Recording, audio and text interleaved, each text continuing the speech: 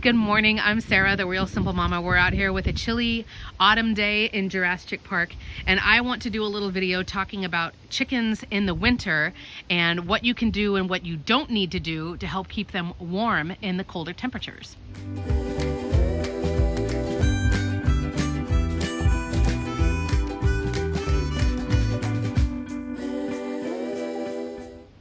I promise this is not designed to be a rant.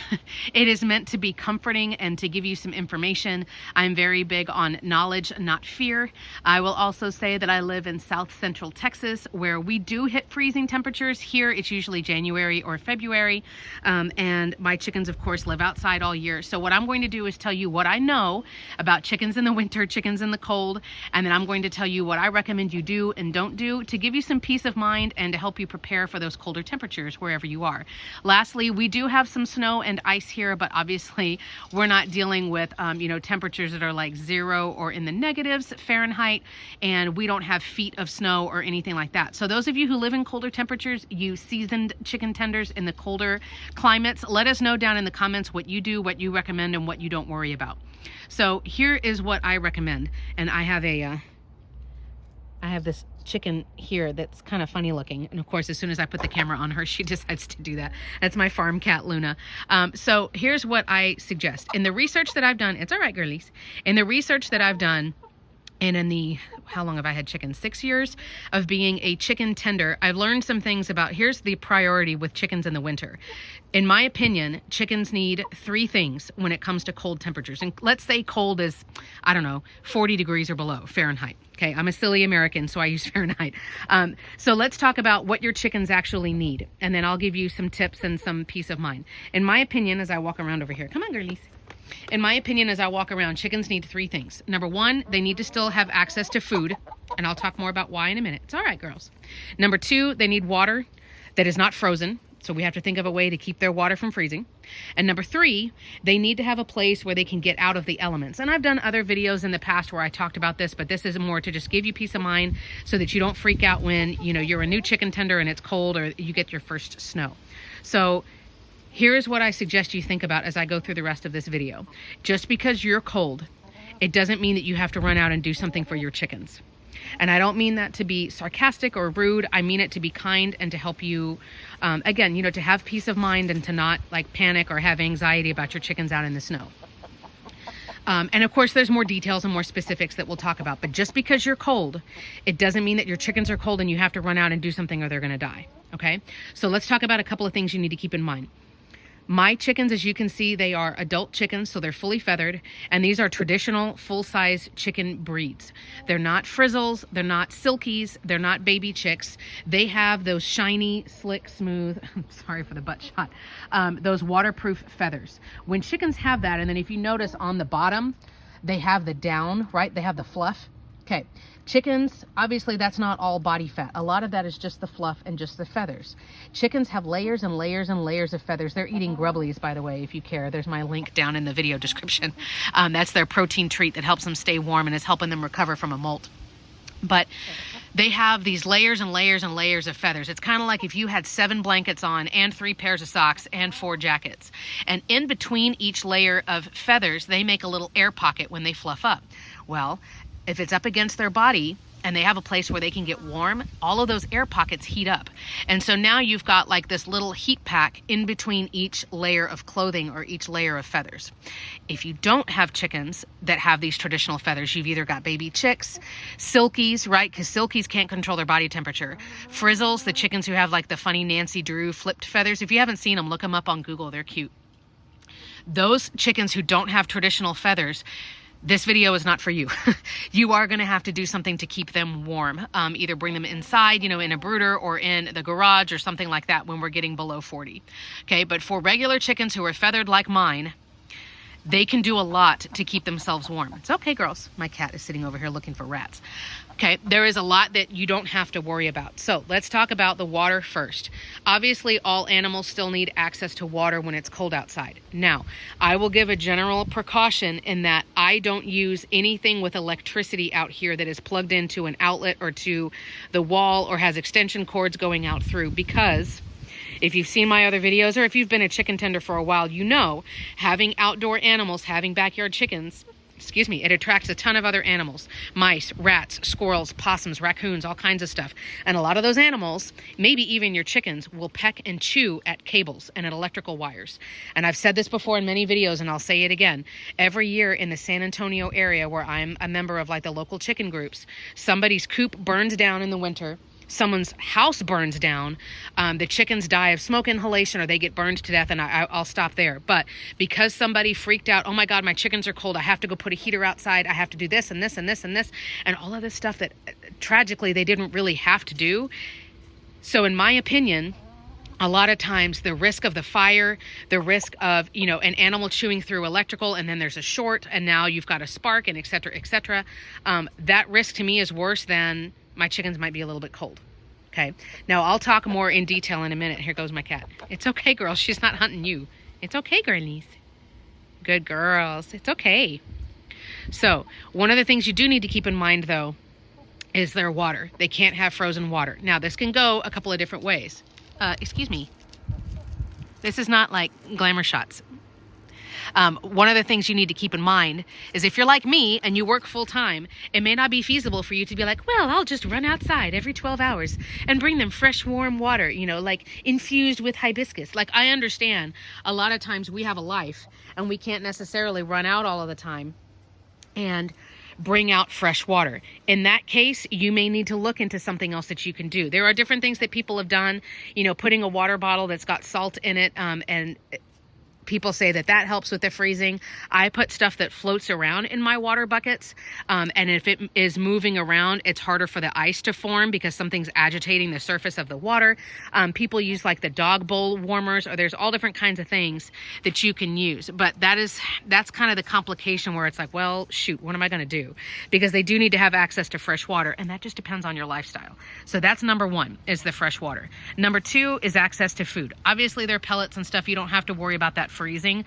If you can and you have time, like whenever I can, I bring them out warm oats. I bring them out, warm scrambled eggs. I will make all kinds of things for my chickens in the winter. Here's the thing that's cool about chickens. And I'm throwing like, here are all of the random facts that Sarah has learned over the years about cold. So I know I'm going like kind of all over the place with, I just want to teach you everything.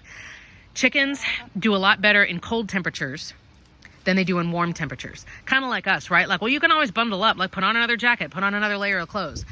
In the summer, it's like, I'm already naked. I can't take off anything else and I'm still hot. So chickens struggle a lot in the summer, and it's hard being a chicken tender in South Texas. In the winter, thank you for showing us all those layers of feathers, Lenore. In the winter, chickens can fluff up like that. They sleep together. They fluff up over their feet and keep their feet warm. And another thing that they do is that they will eat more. And I said it in other videos, like, I wish I could do that to stay warm. Like, oh, I just need to eat more and fatten up and I'll be fine. Chickens are like little furnaces. And if you keep throwing fuel right into the furnace, it'll keep burning and it'll keep staying warm. And that's pretty much how the chickens work. Now, chickens are grazers anyway, right? They're not carnivores who eat one huge meal and then they don't eat again for 3 days. Chickens are always snacking and grazing because that's their nature. But if you can make sure that they always have plenty of food and you want to bring them out extra treats that are warm, I will say as a side note, winter is the only time, because I'm in a warmer climate, winter is the only time that I will give my chickens scratch or any kind of corn or peas or high sugar treats like that, because I am literally fueling their little fire. I don't give it to them in the winter because I don't give it to them in the summer because it increases their body temperature.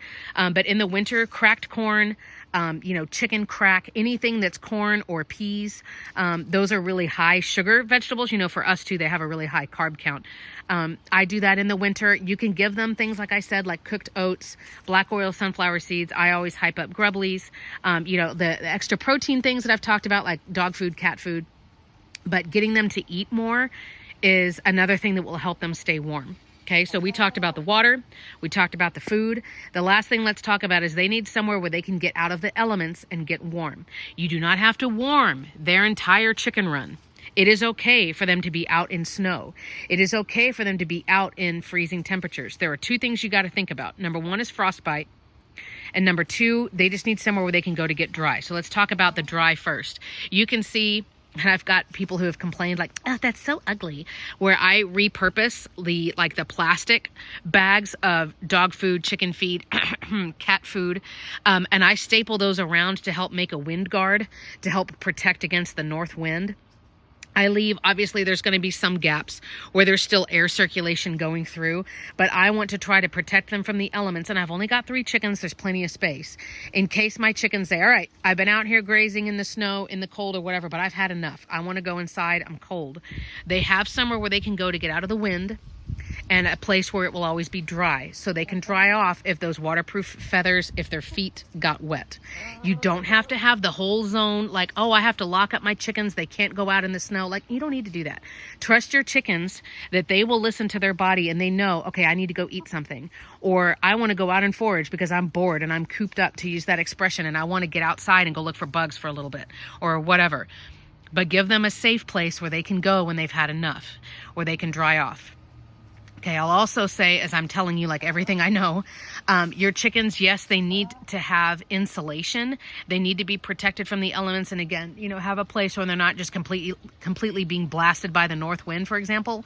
But you have to think about circulation as well. You could not completely lock up every single window and every single cranny because you don't have enough air circulation now, right? They do still need circulation. You know, they poop in their sleep, right?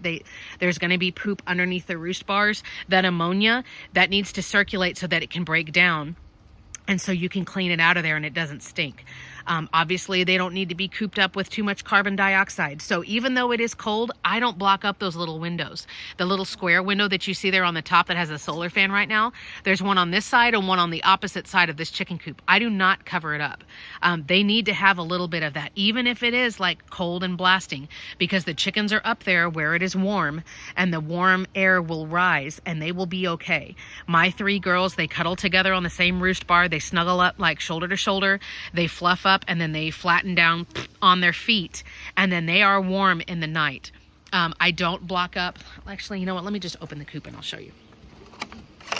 I also don't block up. This is the first floor, you know, where they come up on the ramp. Yes, technically air blows up that way, but then they have all of this that's like pretty much closed up. And so with them, even when it's in the 20s, now there'll be the yes, there will be the feed bags around, watch a little girl, the feed bags that'll be around here. So it's not like just completely exposed, excuse me. So it's not like completely exposed to the elements, but at the same time, like, I don't want to be like, oh, we have to cover up this little thing. And then there's a little like draft right here in this little corner. Like, don't freak out. As long as your chickens have a place where they can be dry and they can cuddle up at night, they will be okay. I promise they will be okay. Let's talk frostbite. I have seen some different things on frostbite, and I experienced it very mildly with my chickens a couple of years ago when we had like the snowmageddon of, God, when was that, guys? 2021, I think. The snow and everything just stayed on the ground for days, which for us in Texas, we like freak out about that. We're like, what is this stuff? Or if it snows for us normally, like it's this ugly, nasty stuff that hits the ground and it melts in like 10 minutes. So your chickens can get frostbite. And if you look at, come here, chicken. If you look at a chicken, I mean, think about the parts of them that are exposed. It's going to be their comb and their wattles, and it's going to be their little toes. If you have roosters, they are more likely to get frostbite because, of course, they have bigger comb and wattles. You can do a couple of things. You know, number one is making sure your chickens don't stay wet. They have somewhere where they can go and they can get out of the wet and they can dry. But frostbite, you know, to be honest, frostbite sucks because the tissue basically dies. It freezes and it dies because it doesn't get any more blood circulation. So you can, you know, in instances like that, when you're like, it's staying below freezing and my chickens are out and wet, I would suggest go out and dry them off. You don't need to do anything extreme with a heater or a blow dryer or anything like that. Just literally dry towels and get them dry. I have seen on comb and wattles, if they are dry and they are warm, you can put a barrier cream on them like Vaseline. Now Vaseline, I know people are going to say that it's a petroleum jelly. It has stuff in it. But this is not something you're putting on your chickens every day for life. It's like, you have to weigh the risks and the benefits. So you just smear the barrier cream on their comb and wattles. It's going to get dirty. They're going to wipe a little little bit of it off. But a barrier cream does just that. It's a barrier. So no air circulation can get down into their skin if it is covered by a barrier cream. It doesn't breathe. Does that make sense? That's the best strategy that I've seen for frostbite. Those of you who live in like the super crazy cold temperatures and y'all are like good at this, you guys let me know what you do to prevent frostbite. Is that something that you normally worry about? I did want to mention it because I feel like in the videos in the past I haven't addressed it, and it is a thing for your chickens. A couple of final thoughts here at the end. I know I've like thrown every like random tip and fact and like little, I don't know, thing that I've learned at you over the years. A couple of other things I will say, again, a wet winter is worse than a dry winter.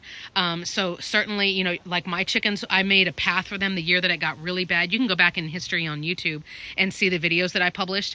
But I had everything blocked off and covered, and then I made them a little path, like doot, doot, doot, doot, doot, and then it diverted and it went out a couple of ways. And my chickens came out, I threw treats out in it, and eventually, you know, once they weren't scared of the snow anymore, they came out in it and everything. But they had a zone that was big enough. Sorry, making sure the wind's not going to ruin my audio, so I'm hopefully this isn't going to make it sound weird. I made sure that I had a dry area that was big enough for every chicken to fit in at the same time, to where they could get out of the elements if they were like, nope, too cold, I'm done.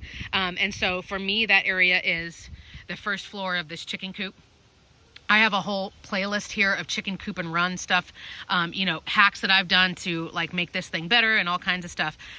So there is room in here, you know, once I block up almost all of that, there is room in there for all of my chickens to comfortably be without anybody being like, you're in my way and she stepped on my foot.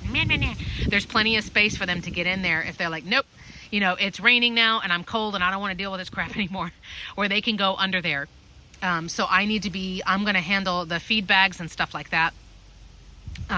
So that's one thing that I do, but the wet winter is worse than the dry winter. You know, another thing that I will say is, you know, some people extend the Coupe Lights. They put Coupe Lights to help their chickens lay throughout the winter. That's a whole other topic that I won't get into. I personally don't do anything that pushes my birds, that, you know, that's harsher on their bodies. Like, you know, I want eggs in the winter, so I'm going to like push your body harder so that I get winter eggs. I have 2 senior girls that were going through a molt, and then, you know, I've got, well, a third one who was going through a really bad molt. I've been doing the walk of shame and buying eggs at H-E-B.